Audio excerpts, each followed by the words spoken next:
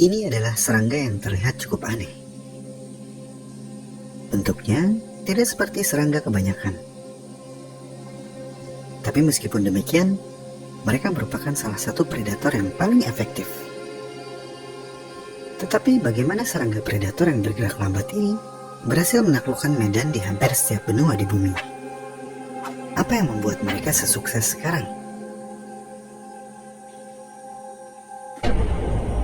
Ternyata senjata utama mereka adalah elemen kejutan. Ya mirip, kurang lebih kayak gitu. Mereka adalah serangga yang rajin berdoa. Ini adalah mantis, alias belalang sembah.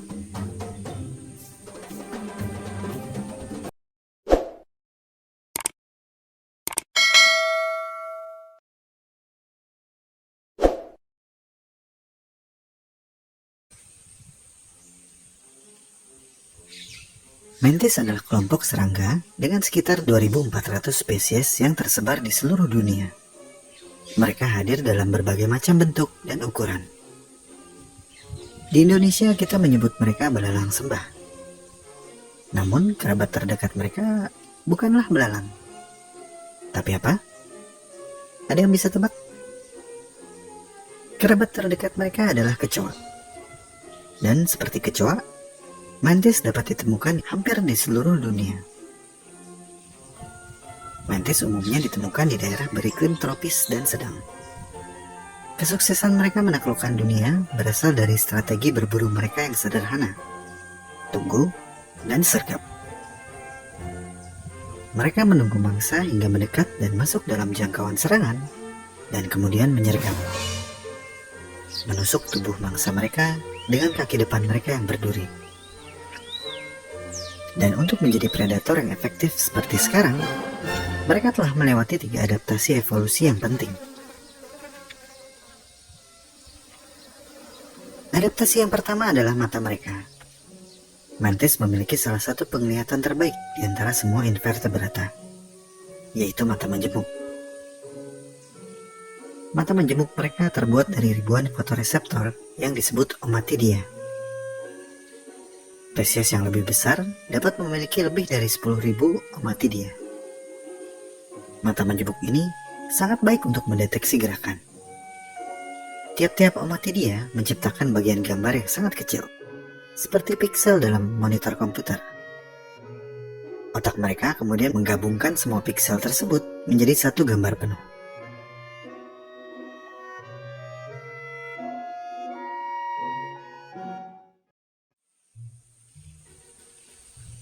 Dan pasti kamu menyadari, mantis tampaknya selalu menatap kita dengan pupil mereka.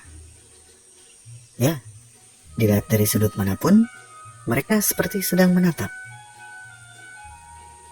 Tapi ternyata, pupil atau titik hitam di mata mereka bukanlah pupil. Mereka disebut pseudopupil atau pupil semu. Mereka sebenarnya adalah omatidia yang menyerap cahaya.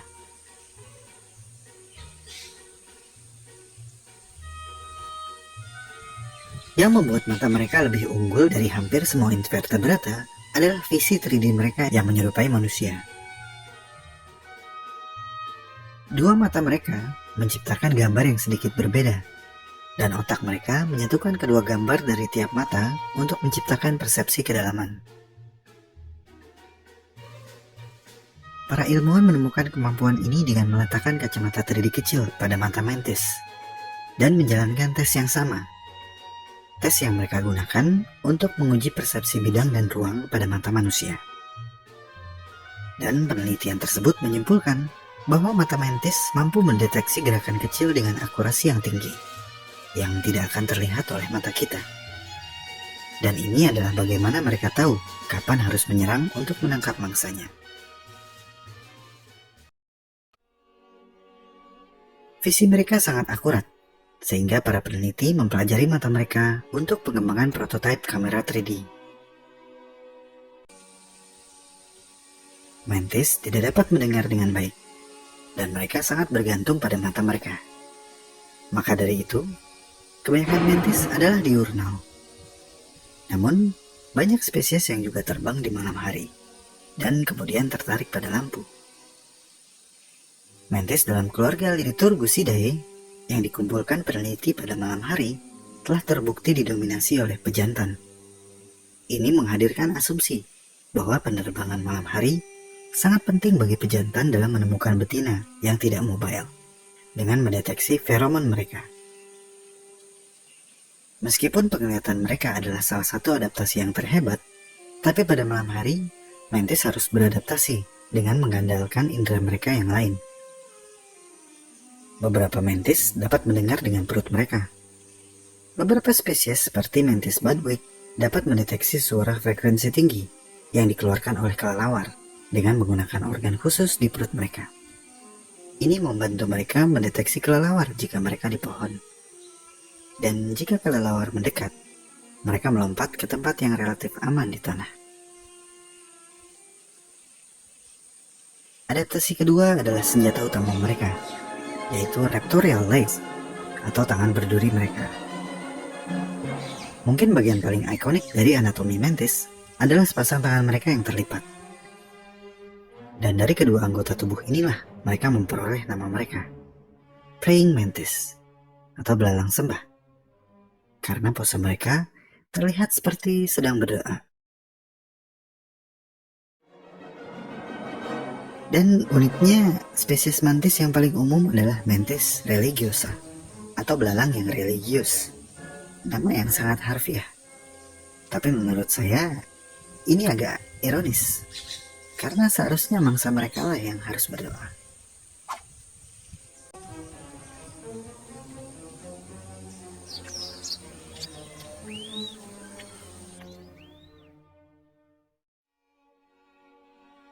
Tapi ada sejarah yang lebih wow dari nama mantis. Dalam bahasa Yunani, mantis berarti peramal. Nama ini diberikan oleh orang Yunani kuno karena mereka percaya bahwa mantis memiliki kekuatan gaib. Banyak mitos dan legenda yang dikaitkan dengan mantis karena postur mereka yang tidak biasa. Dalam sikap memohon doa, mereka dapat tetap bergerak atau bergoyang maju mundur dengan kepala terangkat dan kaki depan yang terjulur. Menurut mitos, air liur mantis yang berwarna coklat dapat menyebabkan kebutaan jika terkena mata. Dan jika seekor kuda atau keledai memakan mantis, mereka akan mati seketika. Dan mitos ini membuat mantis memiliki nama lain, yaitu Devil's Horse dan Mule Killer. Ketika mantis mencengkeram mangsanya, ia menusuknya dengan duri tajam yang tersusun rapi pada femur dan tibianya.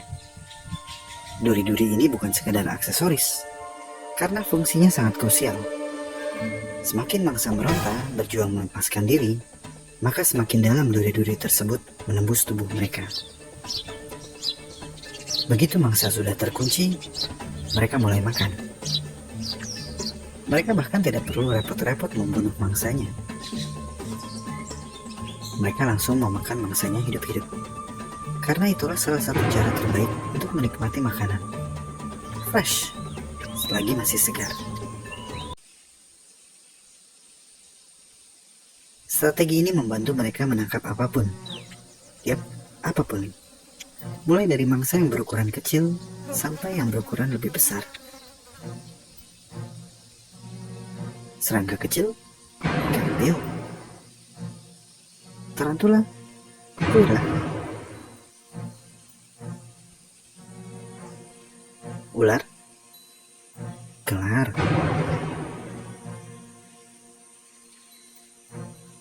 reptil kecil, burung ajak bertarung, ikan makan. Tapi dengan reputasi yang demikian buruk, mengapa begitu banyak hewan yang sepertinya tetap ingin mendekati predator yang mematikan ini? Jawabannya berhubungan dengan adaptasi ketiga mereka, yaitu mimikri. Ribuan mantis telah berevolusi agar terlihat seperti benda di lingkungan mereka. Evolusi kreatif ini membantu mereka bersembunyi dari pemangsa dan mangsa mereka. Beberapa mantis terlihat seperti tumbuh-tumbuhan, ada mantis yang terlihat seperti daun mati. Mantis tongkat terlihat seperti ranting.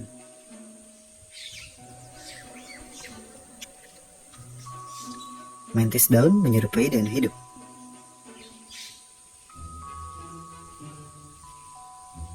Mantis pohon menyatu dengan pepohonan. Dan mantis hantu terlihat seperti daun sawi hijau. Mereka bahkan bergoyang random untuk meniru gerakan daun yang bergoyang tertiup angin.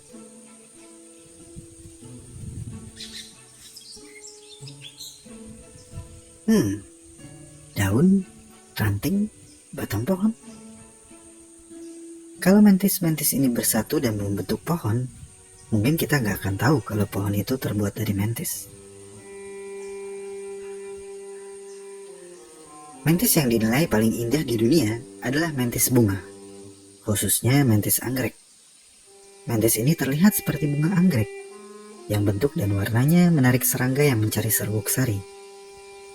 Perilaku ini disebut mimikri agresif, dan ini sangat efektif.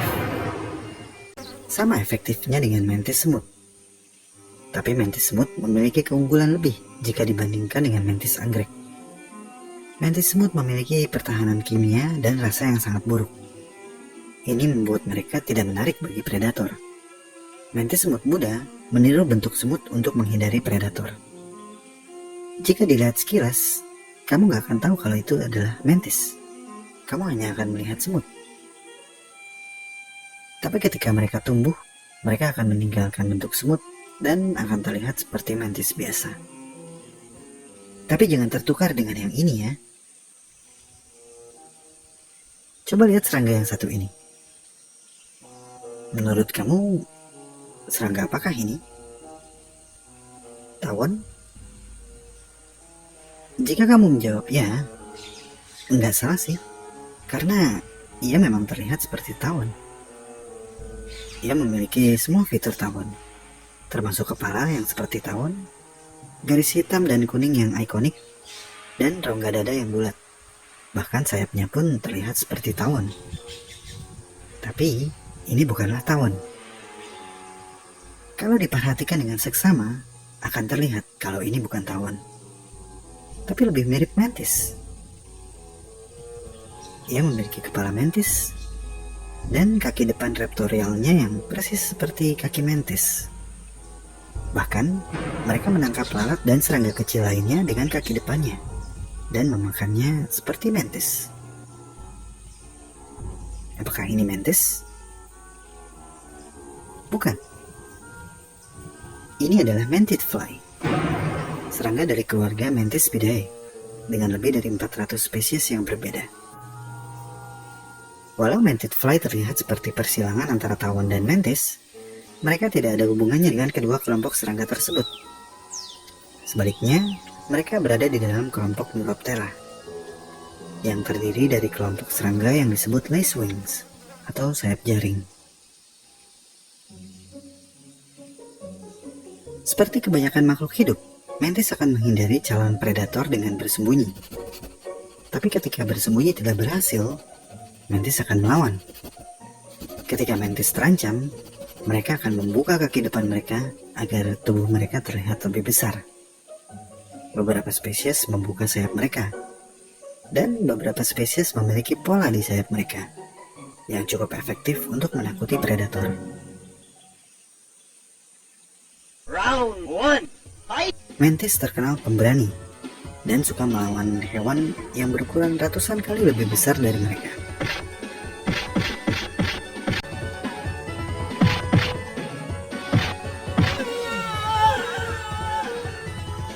Mengingatkan saya akan satu video.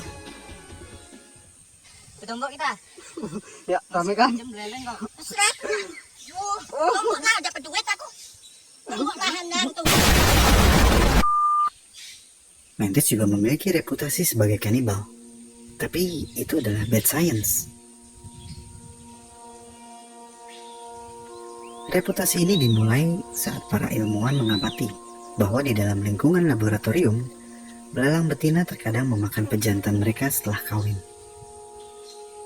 Perilaku kanibal ini seperti menjadi momok bagi mantis betina. Tapi apa yang mereka gagal sebutkan adalah bahwa ada kemungkinan kalau mantis betina sudah dibuat kelaparan selama berhari-hari. Jadi kadang-kadang mantis betina akan makan pejantan mereka setelah kawin. Tapi kanibalisme itu hanya akan terjadi jika keadaan memaksa. Sebuah perilaku yang dibutuhkan untuk bertahan hidup. Karena sesungguhnya seks itu sangat melelahkan. Nanti juga kamu tahu. Setelah kawin, mantis betina bertelur hingga 400 butir telur yang ia letakkan dalam buih. Buih pembungkus berisi telur ini disebut OTK. Mantis betina akan meletakkan OTK pada tanaman, biasanya sekitar 1 atau 2 kaki dari tanah. Pada akhirnya bagian luar buih akan mengeras, memberikan struktur pelindung yang baik untuk telur di dalamnya.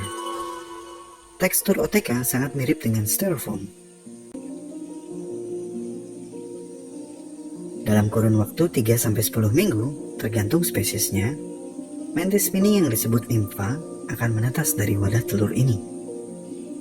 Saat menetas, beberapa nimfa akan muncul sekaligus, merangkak dari celah pembungkus, dan kemudian mereka akan menggantung menggunakan benang sutra di bawah pembungkus untuk mengeringkan tubuh mereka.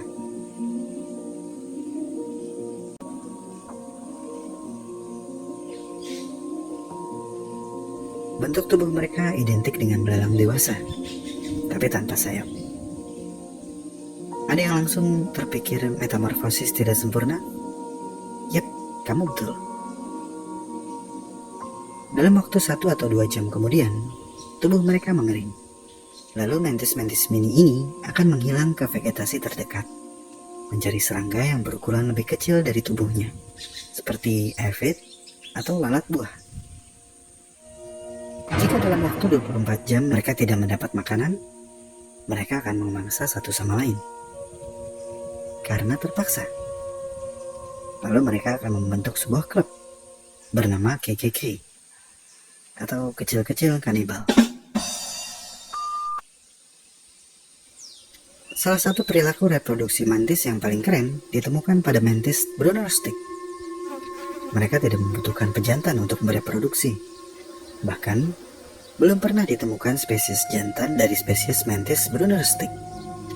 Dan mereka dianggap bereproduksi secara aseksual. Kalau di dunia manusia, mungkin mereka adalah SJW feminis yang tergabung dalam kelompok GMM atau gadis mantis mandiri.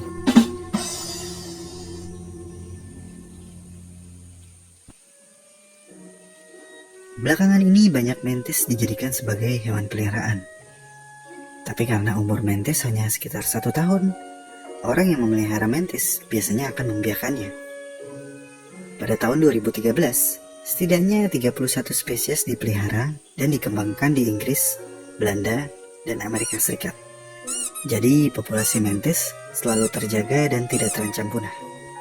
Tapi di lain sisi, predator pemberani yang efektif ini harus takluk di tangan manusia, kehilangan kebebasan dan kemampuan untuk berburu secara bebas.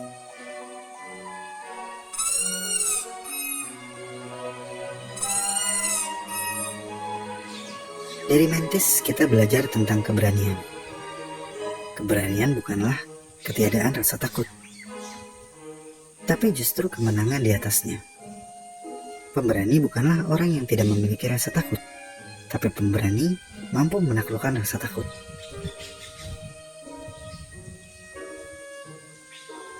Seperti channel ini, meskipun jumlah subscribernya sedikit. Tapi serius, saya ingin mengucapkan terima kasih untuk kamu yang tetap setia mengikuti channel ini. Dan saya mohon maaf jika ada penurunan aktivitas. Saya ucapkan terima kasih atas support yang telah kamu berikan kepada channel ini.